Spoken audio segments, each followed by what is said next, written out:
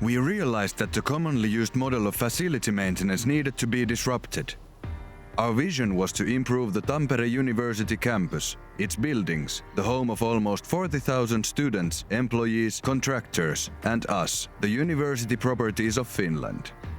But what does it mean to change a system that's been running for such a long time, involving so many stakeholders? It means co-creation, a new start, together, discussing openly, truthfully, understanding each other and the situation to then co-create a maintenance model from scratch to deliver what's needed to the ones who need it. Comfort to the students, all end users, efficient workflows to employees and maintenance contractors, and new energy and cost-saving measures, a sustainable campus.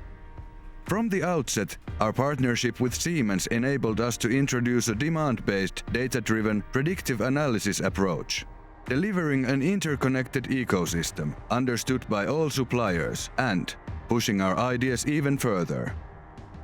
What's next? We are working on a virtual power plant to help combat climate change. For Tampere, for Finland, for the planet.